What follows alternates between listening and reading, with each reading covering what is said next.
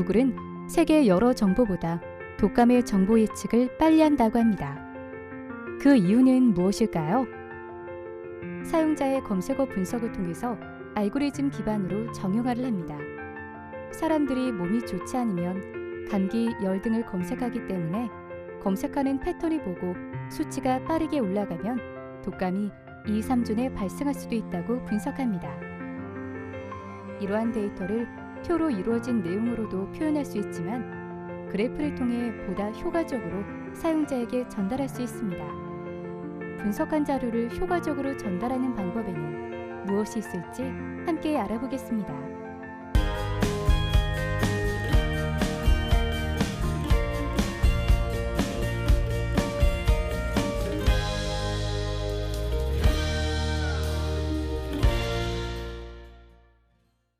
오늘의 학습 목표입니다. 이번 학습을 통해 여러분은 기획된 스토리보드에 따라 시각화를 구현하기 위한 시각적 도구와 기술을 선택하고 정보 시각화를 위한 접근 방법을 결정할 수 있습니다. 또한 추가적 정보를 이용하여 그래프를 보정하고 시각 표현을 극대화하도록 실험을 통해 시각화 구현을 완성할 수 있으며 정보 표현을 위한 그래픽 요소를 반영하여 전달 요소를 강조할 수 있습니다. 마지막으로 시각화 결과물의 품질 향상을 위한 타이포그래피, 그리디, 색상, 아이소 타입 등 그래픽 다지인 원리를 적용할 수 있습니다.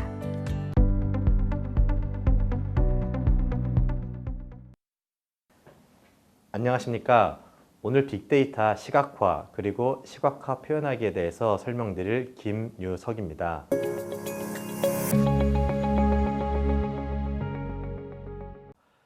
요즘 들어서 빅데이터에 대한 이슈가 시장에서 굉장히 많이 화두가 되고 있고 그에 따라서 빅데이터를 어떻게 표현하냐에 대한 부분도 굉장히 많은 솔루션과 전문가들이 나오고 있는 상황입니다. 빅데이터의 시각화 자체가 이렇게 이슈가 되는 이유는 생산되는 데이터 양이 굉장히 많기 때문에 그런데요. 예를 들면 저희가 이 IBM에서 조사한 결과에 따르면 1분 동안 생산되는 유튜브 데이터 양이 약 13만 8천 시간, 그리고 구글 검색은 410만 건, 페이스북 공유 같은 경우는 330만 건이 일어나고 있습니다. 즉 굉장히 많은 데이터가 생성이 되는 데다가 이게 외부로 공유가 되다 보니까 데이터가 전달되고 축적되는 경로가 많아지는 부분이 있고 이렇게 많은 데이터를 어떻게 시각화해서 보여주냐가 상대방을 어떻게 설득할지 그리고 어떻게 설명할지에 대한 키가 되기 때문에 굉장히 많은 시각화 솔루션들이 나오고 있습니다. 그래서 빅데이터를 시각화할 수 있는 여러 가지 소프트웨어와 툴들이 있는데 그거를 좀 구분해 보도록 하겠습니다. 먼저 저희가 90년대 같은 경우는 그래프 하나를 그려도 굉장히 각광받던 시대가 있었는데 그와 같이 많은 양의 수치 데이터를 그래픽화해서 보여줄 수 있는 기초 소프트웨어가 엑셀이라든지 구글의 스프레드시트 같은 경우가 되겠습니다. 여러분들이 많이 보셨던 바 차트나 그리고 선 차트 그리고 누적 차트 같은 경우가 시각화 소프트웨어가 되겠습니다. 두 번째는 프로그래밍 환경입니다. 사실은 시각화 소프트웨어 같은 경우는 그 벤더에서 제공한 형태의 그 프로그램만 사용을 해서 정해진 포맷이 나오기 때문에 유연성이 떨어지는 단점이 있습니다. 이를 극복하기 위해서 유저가 취합된 데이터를 보다 유연하게 제공할 수 있는 환경이 프로그래밍 환경이 되겠습니다. HTML 같은 경우나 R, 통계툴 R 같은 경우나 그리고 디스트리.js 같은 경우는 그 개발자나 분석가가 데이터를 어떻게 보여줄지를 조금 더 유연하게 제공해 주는 측면이 있고 여러분들이 보시는 뉴스나 일반 예쁘게 나온 팜플렛을 보시는 같은 그 그래프 같은 경우는 프로그래밍 환경에서 제작된 경우가 상당히 많다고 보시면 되겠습니다. 네, 시각화 방법에 대한 부분을 조금 더 알아보겠습니다. 그 시각화 방법에는 시간 시각화, 분포 시각화, 관계 시각화, 비교, 그리고 공간 시각화로 나눌 수 있습니다. 먼저 시간 시각화에 대한 부분을 조금 설명을 드리면 여러분들이 많이 보셨던 막대 그래프라든지 산점도, 선 그래프와 같은 유형이 될 수 있고 분포 같은 경우는 어떤 그 전체 영역에서 비중을 통해서 이 부분이 크니까 좀 더 비중이 크다라는 걸 나타내기 위한 파이 차트나 도넛 차트 같은 게 있습니다. 관계 시각화란 특정 데이터와 특정 데이터 간의 관계를 보고 의미 있는 데이터를 찾아내기 위한 방법이 되겠습니다. 먼저 시간 시각화입니다. 여기서 보시는 부분이 2017년부터 18년까지 서울시 교통사고 발생 건수가 되겠습니다. 시간 시각화에서 보시는 바와 같이 특정 월에는 교통사고 건수가 굉장히 많이 발생할 수 있고 2018년 2월 같은 경우는 사고 건수가 줄었다는 걸 알 수 있습니다. 사실 굉장히 많은 데이터를 이렇게 그래픽화하는 것도 중요하지만 이런 도식화된 시각화된 그래프를 보고 2018년 2월 달에는 왜 사고가 줄었을지를 분석해 보는 것도 빅데이터 분석의 굉장히 중요한 부분이 되겠습니다. 다음은 분포 시각화입니다. 방금 보셨던 데이터 자체를 저희가 구별로 그 원형 차트로 보여드린 부분인데 여기서 보시면 파란색으로 표시한 강남구의 사고 건수가 3,400여 건으로 다른 구에 비해서 월등히 많은 것을 알 수가 있습니다. 그럼 저희가 이런 시각화를 한 뒤에 해석을 해야 되는 부분은 과연 강남구에 교통량이 많기 때문에 사고가 많이 난 것인지 아니면 도로 환경이나 신호체계 등등이 문제가 있어서 사고가 많이 난 것인지는 저희가 조금 더 분석을 통해서 알아봐야 될 부분이라고 보시면 될 것 같습니다. 예, 다음은 비교 시각화 부분입니다. 비교 시각화 같은 경우는 그 다변량의 변수를 갖는 자료들에서 그 변수가 갖는 관계를 살펴보기 위해 도식화하는 부분입니다. 예를 들면 플로팅 바 차트라든지 히트맵, 평양 좌표계, 방사형 차트 같은 부분이 있는 기법입니다. 여기서 보시는 부분이 제가 조금 전에 설명드렸던 서울시 교통사고 발생 건수를 비교 시각화해서 나타낸 차트가 되겠습니다. 즉, 원 안에 센터가 그 사고를 0건으로 보고 종로구 부분에 있는 3,500건이 가장 많은 사고 건수를 나타내는 부분인데 그래프에서 보시면 원형 외쪽으로 간 강남구 지역이 가장 교통사고 발생 건수가 많고 그 다음으로 영등포구, 관악구, 서초구 그리고 동대문구 등등이 순으로 사고량이 많다는 걸 알 수 있습니다. 예, 다음은 공간 시각화 부분입니다. 공간 시각화는 지도상에 저희가 원하는 데이터를 표시를 해서 어떤 지역의 빅데이터가 의미하는 시각화를 원형이든 바차트든 수치화시켜서 표현하는 방법이 되겠습니다. 예를 들면 여태까지 설명드린 발생 건수를 서울시 지도에 표현한 부분인데요. 이 지금 예제 같은 경우는 R 통계 툴에 서울시 지도 데이터를 불러들여서 그 위에 발생 건수를 각 구의 중심에 표시한 부분이 되겠습니다. 아까 설명드린 대로 강남구의 발생 건수가 굉장히 많다고 설명을 드렸는데 지도에서 보시는 바와 같이 강남구의 발생 건수를 표시하는 원의 크기가 가장 큰 것을 보실 수 있고 이 데이터를 보는 사용자 같은 경우는 직관적으로 어떤 지역에 사고량이 많다는 것을 굉장히 알기 쉽게 이해하실 수 있는 부분이 되겠습니다. 저희가 빅데이터라고 하면 저희가 취득할 수 있는 데이터와 취득할 수 없는 데이터가 있습니다. 취득할 수 있는 데이터라 함은 유엔이나 대한민국 정부 그리고 서울시 등에서 공익의 목적으로 활용해서 오픈한 형태의 데이터를 의미하고 저희가 취득할 수 없는 데이터 같은 경우는 각 기업체가 갖고 있는 데이터 그리고 저희 사생활 정보가 담긴 데이터 등이 되겠습니다. 예를 들면 저희가 메신저로 왔다 갔다 하는 데이터 같은 경우는 빅데이터라서 굉장히 의미가 있긴 하지만 개인정보보호법이라든지 여러 가지 규제로 인해서 저희가 취득하기가 굉장히 어려운 형태의 데이터가 되겠습니다. 첫 번째로 알아볼 부분은 공공데이터 포털입니다. 보시는 바와 같이 건축정보, 교통사고정보, 국민건강정보, 상권정보 등 다양한 형태의 데이터가 올라가 있는 것을 보실 수가 있습니다. 이 데이터 같은 경우는 각 정부기관이나 또 통계청 그리고 산하단체, 수자원공사 같은 산하단체에서 모은 데이터들을 저희가 활용할 수 있게 올려놓은 형태가 되겠고요. 예를 들면 보시는 바와 같이 상권 정보에 대한 부분을 클릭하게 되면 각 데이터를 저희가 쉽게 다운로드 받을 수 있도록 오픈을 시켜놓은 형태가 되겠습니다.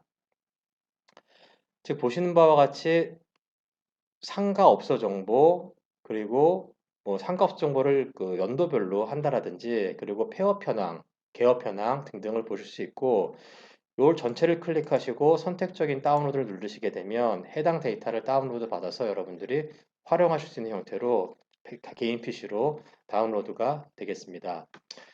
굉장히 많은 데이터가 있기 때문에 이런 다운로드 형태로 다운로드를 받으셔도 괜찮지만 오픈 API로 오픈된 경우는 여러분들이 프로그래밍 언어를 활용하셔서 데이터를 연결하시게 되면 실시간으로 업데이트되는 데이터가 여러분들이 개발한 프로그램에서 활용하실 수 있도록 연결이 되는 그런 형태로도 데이터를 제공받으실 수가 있습니다.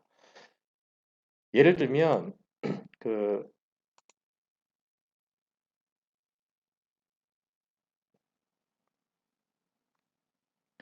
예를 들면 부동산 거래 정보 같은 경우는 여러분들이 네이버나 구글 같은 포털을 통해서 많이 보시게 되는데 그런 데이터 같은 경우는 지금 제가 보여드리는 공공 데이터 부분에 오픈 API, 즉 국토교통부의 실거래가 정보를 어, 포털 업체들이 데이터를 끌고 가서 실시간으로 끌고 가서 그거를 가시화시켜서 보여주는 형태로 여러분들이 이용하고 계신 형태의 데이터를 화면에서 보고 계신 상황입니다. 즉, 여러분들이 거래하는 데이터를 세무당국이나 부동산을 통해서 신고를 받고 신고한 데이터를 한 곳에 모은 다음에 그거를 오픈 API 형태로 제공을 시켜서 그런 걸 소프트웨어로 저희가 비주얼라이제이션 시킨 형태가 네이버 부동산이라든지 다음 부동산 정보가 되겠습니다.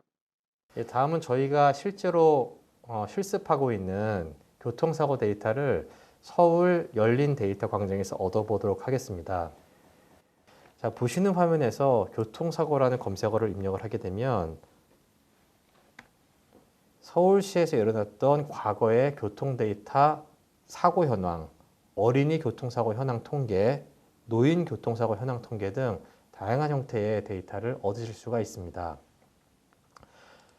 예를 들어 서울시 교통사고 현황 같은 경우를 클릭을 해보시면 보시는 바와 같이 시트 형태, 그러니까 엑셀 형태나 데이터 형태, 그리고 차트는 그래프 형태, 오픈 API는 그 프로그램을 통한 자동 그 소싱으로 저희가 얻을 수 있는 다양한 기능을 제공하고 있습니다. 17년도에 일어났던 데이터가 자동으로 검색된 부분인데 저희가 사용할 데이터에 대해서 검색이 됐습니다. 종로구, 중구, 용산구 등등 각 구별로 총 발생 건수, 그리고 사망자 수, 부상자 수 등등이 보시는 바와 같이 조회가 된 것을 알 수 있습니다. 더 디테일하게는 이게 차와 사람이 일어난 건지 차 간의 사고인지 차량 단독 사고인지도 구분이 가능하고요. 저희가 활용할 데이터가 2015년도 데이터이기 때문에 해당 자료에 대한 검색 조건을 입력을 하면 해당 연도부터 최근 데이터까지의 그 시계열 데이터를 얻을 수 있으십니다. 저희가 이제 활용하는 데이터 같은 경우는 그 아래서 활용할 거기 때문에 오른쪽 위에 보시는 CSV 저장을 하실 수가 있고 저장된 데이터를 저희가 R 프로그램에서 read 명령어를 활용해서 읽어드려서 그 실습에 활용을 하도록 하겠습니다. 네, 시간 시각화를 R에서 구현하기 위해서 저희가 서브셋 데이터를 뽑도록 하겠습니다. 즉 저희가 아까 뽑은 데이터는 서울시 전체 데이터였는데 서울시 데이터로부터 중구 데이터의 특정 연도만 뽑아서 저희가 라인 그래프를 그려보고자 합니다. 그 서브셋 데이터를 뽑는 명령어는 특정 데이터에서 서브셋이라는 명령어를 활용하면 되고요. 그 상태에서 조건절을 넣는 부분은 자치구명은 중구, 연도는 2015를 입력하면 중구의 2015년도 데이터만 하기와 같이 뽑아내는 것을 보실 수가 있습니다. 이러한 뽑은 데이터를 갖고 지움 포인트라는 명령어와 지움 라인에 대한 명령어를 활용하게 되면 화면에서 보시는 바와 같이 월별 교통사고 발생 건수를 중구에 한해서 보실 수가 있겠습니다. 즉 특정 월 같은 경우는 사고율 자체가 높고 어떤 월 같은 건 낮은 경우를 보실 수가 있는데 부상자 수 같은 경우가 11월 달에 굉장히 높은 것을 보실 수가 있습니다. 이렇게 저희가 라인으로 그린 이후에는 왜 11월이나 4월 달에 다른 월보다 부상자 수가 높았는지에 대한 부분도 별도로 분석을 해야 되는 파트라 생각이 됩니다. 그 다음에는 저희가 차트에 그 버블, 그러니까 원형의 사이즈를 표시하기 위한 명령어들인데 저희가 표시하고자 하는 부분은 사망자 수입니다. 그래서 두 번째 라인에 보시는 것과 같은 명령어를 입력을 하여 어떤 색깔로 버블을 표시할 것인지 그리고 사이즈는 어떻게 할 것인지 등등에 대한 명령을 입력하게 되겠습니다. 지금까지 학습한 내용을 다시 한번 정리해 보겠습니다.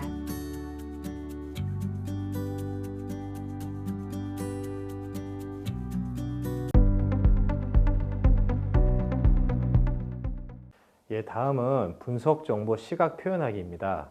저희가 여태까지는 어떤 툴들을 활용해서 그런 데이터들을 표현하는 데 집중했다라고 하면 이번부터는 나온 표시된 데이터를 갖고 어떻게 하면 조금 더 상대방한테 가시화시켜서 이해를 더 빠르게 하기 위한 방법들이 있는지를 한번 보도록 하겠습니다. 자크 베리탱이라고 하는 분이 시각 변수의 5가지 성질에서 정리한 부분이 있습니다. 즉 상대방이 인식하는 성질을 이렇게 표시하면 이렇게 인식하더라 라는 거를 통계적으로 이론화한 부분인데요.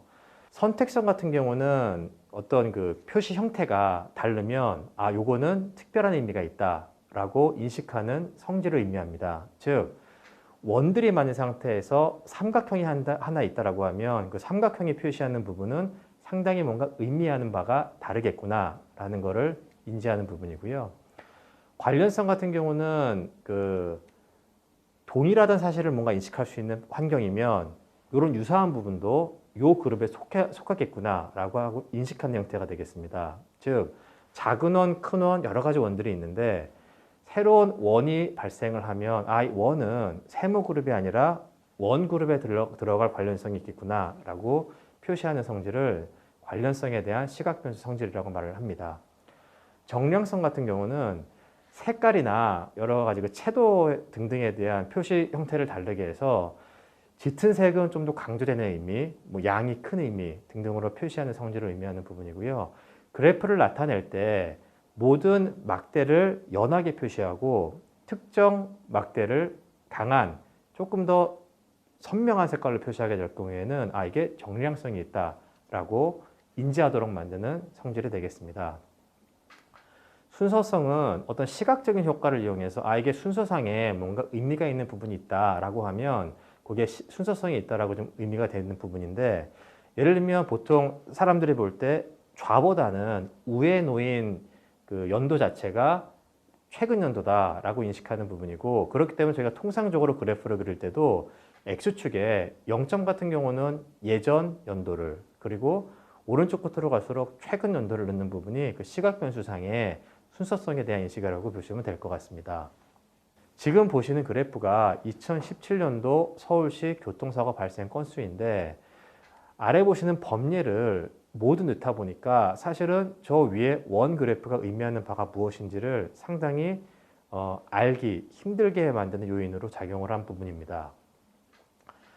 이거를 저희가 단순화시키려면 범례 자체를 삭제하면 되겠습니다. 그러면 보시는 바와 같이 의미적으로는 좀 큰 영역과 작은 영역이 색깔로 구분되어 아까 범례가 다수 표시되는 그래프보다는 알아듣기 쉽지만 단점으로 말씀드리면 어떤 구에 대한 데이터인지 어떤 사고가 몇 건이 발생했는지는 알아들을 수 없는 부분이 되겠습니다. 그 상태에서 저희가 색깔을 활용해서 강조하고 싶은 지역을 강조하는 기법이 색을 지우는 부분입니다. 이 그래프 같은 경우는 강남구를 강조하기 위해서 나머지 구에 대한 그 색깔은 회색으로 처리하고 강남구만 짙은 파란색으로 처리해서 이 부분의 데이터에 우리가 집중을 해야겠구나 라는 것을 표시한 부분이 되겠습니다. 다음은 수치적으로 레이블을 직접 표시하는 부분입니다. 아까와 같이 범례에다가 각 색깔을 표시하고 있지만 보는 사람 같은 경우는 그 그래프상에 직접 어떤 구에 어떤 건수가 있다는 것을 보는 부분이 조금 더 직관적이 되겠습니다. 따라서 그래프상에 보시는 바와 같이 레이블을 표시하게 되면 나는 파란색에 집중을 해야겠고 파란색은 강남구를 의미하고 강남구의 17년도에 대한 교통사고 발생 건수는 3,469건이었구나 라는 부분을 직관적으로 알 수 있는 부분이 되겠습니다. 즉 강남구 외의 다른 데이터는 굳이 안 봐도 된다라고 하는 것을 의미하는 형태의 데이터 표기 방식이 되겠습니다. 그 다음에 조금 더 정리를 해서 그 레이블에 대한 폰트를 조금 줄이고 레이블에 대한 컬러도 그레이 표시를 한 다음에 강남구에 해당하는 그 컬러를 적색으로 표시해서 조금 더 뚜렷하게 보이는 형태로 만든 부분이 레이블을 흐리게 처리하여 가시성을 높인 차트를 여러분들이 보시고 계십니다. 그 다음으로는 그 애니메이션 같은 불필요한 특수 효과를 지운다거나 불필요하게 굵은 서체는 삭제한다라든가 그리고 여러 가지 그 그래프상에서 데이터를 수치적으로 보여드릴 때 필요한 보조선들, 예를 들면 100단위였는데 50단위 보조선이 들어가 있다거나 하는 부분은 삭제를 하시게 되면 조금 더 직관적으로 이해하실 수 있는 그래프가 완성이 됩니다. 예, 분석 정보를 조금 더 효과적으로 시각화를 표현하기 위한 방법을 설명을 드리고자 합니다. 사실은 조금 더 이론적인 부분이 되겠는데 저희가 빅데이터 같은 경우는 데이터 양이 10개, 20개가 아니라 만 개, 수만 개, 수천만 개가 되기 때문에 사실상 모든 데이터를 표시를 해서 상대방을 이해시킨다는 건 사실상 불가능합니다. 그렇기 때문에 여러 가지 석학들이 그 다양한 시각화 방법론을 정리를 했는데 여기 보시는 자크 베르탱이라는 분은 게슈탈트 이론에 근거해서 표현 기법을 정리한 그 선구자가 되겠습니다. 예를 들면 유사성의 법칙입니다. 보신 바와 같이 어떤 형태나 색깔, 크기, 밝기 같은 부분을 좀 다르게 해놓으면 이거를 보는 사람들 같은 경우는 지금 보시는 바가 회색 원과 검은색 원은 조금 다르다라는 것을 인지할 수 있는 부분이 유사성의 법칙이라는 방법입니다. 저희가 여태까지 배운 법칙을 가지고 실질적인 예제를 좀 다시 보여드리면 그래프 품질 향상 관점에서 크기의 변화를 활용하게 되면 그 포인트 자체가 뭔가 나한테 의미하는 다른 게 있구나 라는 것을 인지할 수 있습니다. 이 라인 그래프상에서 모든 원의 크기는 같지만 강남구 교통사고 발생 건수의 2월 데이터를 의미하는 원 자체가 크기 때문에 뭔가 2월 데이터에 집중을 해야겠구나 라는 의미로 해석이 되는 부분입니다. 즉 2월 달에는 어떤 일이 있었기에 교통사고 발생 건수가 작았는지를 저희가 추가적으로 분석하기 위해서 직관적으로 2월 달에 대한 데이터에 집중하게 하기 위한 기법이 되겠습니다. 다음은 세계 변화입니다. 그 원 자체를 크기를 변화하는 것보다 보시는 바와 같이 적색, 빨간, 삼각형으로 표시를 하게 되면 조금 더 직관적으로 그래프의 품질을 향상시킬 수 있는 부분이 되겠습니다. 다음은 밝기와 명도를 이용하는 부분인데 일률적인 파란색보다도 저희가 약간 짙은 파란색을 활용하게 되면 다른 데이터보다 조금 더 의미가 있다, 이 데이터를 봐야겠다라고 하는 부분이고 이런 기법 자체가 밝기와 명도차를 이용해서 빅데이터 시각화에 다른 의미를 전달하는 형태가 되겠습니다. 사실상 저희가 이런 그 기법을 이때는 요거다, 요때는 저거다라고 구분짓기 사실 어렵습니다. 그렇기 때문에 여러분들이 기획하는 빅데이터 분석 시나리오에 따라서 그래프의 품질 자체도 밝기 명도를 활용할 것인지 그리고 타이포그래프를 같이 활용할 것인지 아니면 단순 라인형을 이용할 것인지 아니면 지도를 이용할 것인지는 지속적인 반복을 통해서 연구를 하고 경험을 해보셔야 조금 더 자연스럽고 직관적인 빅데이터 시각화가 이루어질 것입니다. 지금까지 학습한 내용을 다시 한번 정리해 보겠습니다.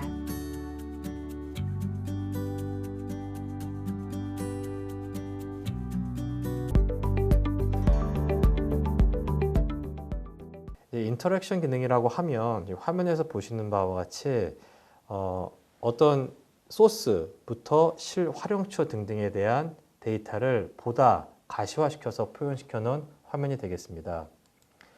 보시는 바와 같이 해당 화면은 에너지원이 생성되는 루트부터 실제 활용처 자체를 표시하는 부분인데 제가 동영상을 구동해 시킴에 따라서 73년도부터 최근 연도까지 저희가 활용하는 산업계 자원, 교통 자원, 그리고 non-에너지 유스에 대해서 저희가 석유라고 하는 오일을 얼만큼 활용했는지, 그리고 석탄을 얼만큼 활용했는지, 가스를 얼만큼 활용했는지를 인터랙션 기능으로 보여주는 그런 화면이 되겠습니다.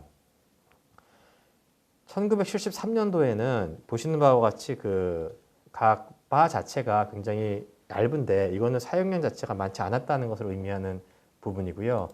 보시는 바와 같이 시간이 증가함에 따라서 석유 시출량이 늘어나고, 오른쪽 끝에 보시면 교통에 사용하는 그 에너지량 자체가 석유에서 굉장히 많이 증가하는 것을 보실 수가 있습니다. 아무래도 석탄보다는 석유가 교통에 많이 활용이 되기 때문에 그런 결과가 나온 것 같고요.